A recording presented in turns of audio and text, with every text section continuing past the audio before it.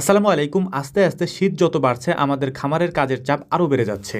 গত কয়েকদিন ধরে আমরা প্রায় কয়েক হাজার করে ডিম আমাদের ইনকিউবেটর মেশিনে দিচ্ছি বাচ্চা উৎপাদন করার জন্য।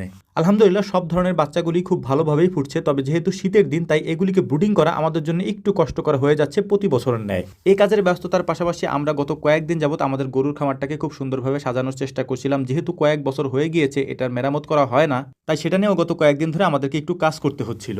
ডিমগুলিকে ইনকিউবেটর মেশিনের মধ্যে দেওয়ার আগে সুন্দর করে আমরা খাঁচার মধ্যে সাজিয়ে নিই। সাজিয়ে নেওয়ার পর এক ধরনের পানি আমরা স্প্রে করি। এই পানিটা কিসের পানি, এটা অনেকে আমাদের কাছে প্রশ্ন করেন। যদিও এটা আগে অনেকবার বলেছি, তারপরে আরেকবার বলে দিচ্ছি, কারণ আজকের ভিডিও দেখে হয়তো আপনি আবারও প্রশ্ন করতে পারেন যে আমরা কি স্প্রে করলাম। এইটা মূলত হচ্ছে জীবাণুনাশক। এই জীবাণুনাশক আমরা যখন ডিমটাকে ইনকিউবেটর মেশিনের মধ্যে দেই তার আগে স্প্রে করে দেই, যাতে করে কোনো ধরনের জীবাণু বা কোনো ধরনের ভাইরাস এই বাচ্চাগুলিকে অ্যাটাক করতে না পারে যখন বাচ্চাগুলি ফুটে বের হয়। আগেই বলেছি আমাদের ইদানিং প্রচুর পরিমাণে বাচ্চা উৎপাদন করা হচ্ছে। এই বাচ্চাগুলিকে প্রতিদিনই আমাদেরকে বের করতে হয়। এর পাশাপাশি